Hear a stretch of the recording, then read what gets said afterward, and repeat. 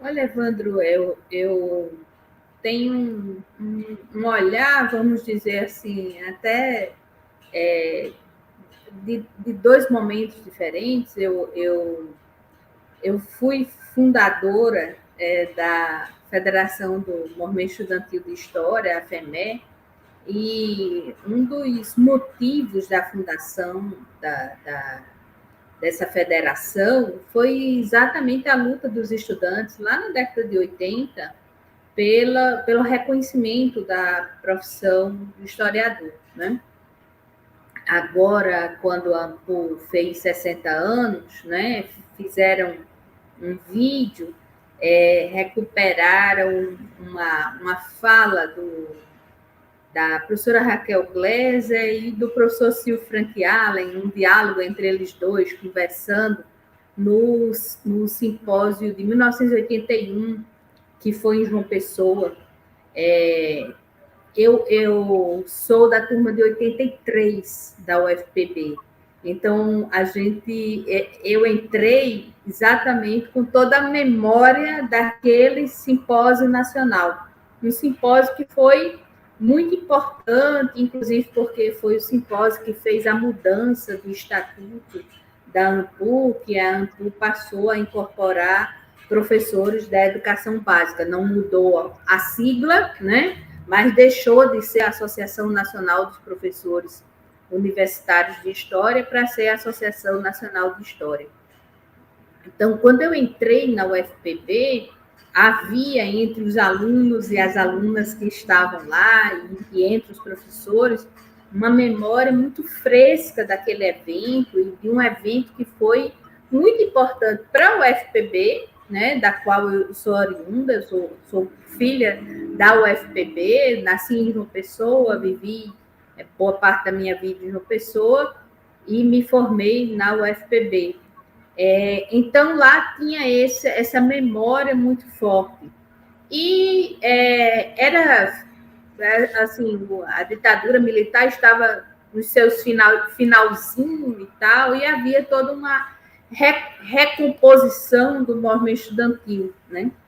E eu fiz parte de um grupo que a gente organizou, foi um projeto, inclusive, encaminhado para o CNPq pela professora Rosa Godoy, mas foi feito por nós, estudantes.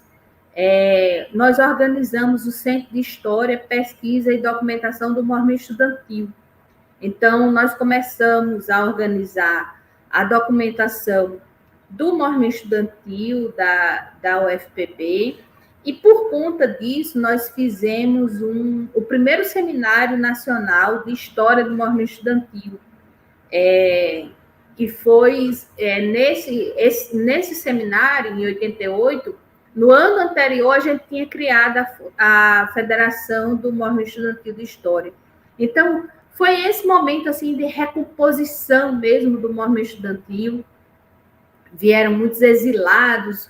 O Zé Disseu tinha acabado de voltar do exílio, veio para esse evento como grande liderança lá dos movimentos 68.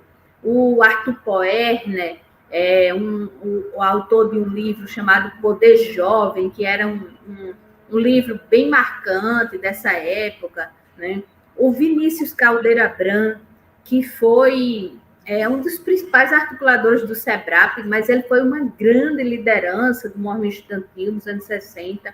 Então, o movimento estudantil de história tinha muito essa memória, né, essa relação com essa geração de 68, com esse movimento estudantil que a ditadura militar havia abafado. Portanto, as discussões sobre a reforma universitária e tal, e trouxe essa discussão, recuperou essa discussão do reconhecimento da profissão do historiador. Então, eu vivi isso como estudante, e depois, já em 2001, quando eu assumi a vice-presidência da Ampul Nacional, na época em que o professor Edgar Dedeca foi o presidente, eu era vice-presidente, foi um momento também que o professor José Miguel Arias Neto, que é da UEL, do Paraná, ele organizou a revista História Hoje, que na época não era uma revista sobre ensino, era uma revista sobre, a gente chamava assim, questões contemporâneas, né? Na época, a Revista Brasileira de História ainda era em papel, então essa foi a primeira revista digital da Ampul, né? E exatamente por ela ser digital, por ela ser eletrônica e tal, a ideia era que ela respondesse mais rápido a questões que eram de debates ali importantes da entidade. Então, por exemplo, num dos primeiros números, eu tenho um artigo historiando todos esses processos que haviam sido apresentados sobre reconhecimento da profissão do historiador.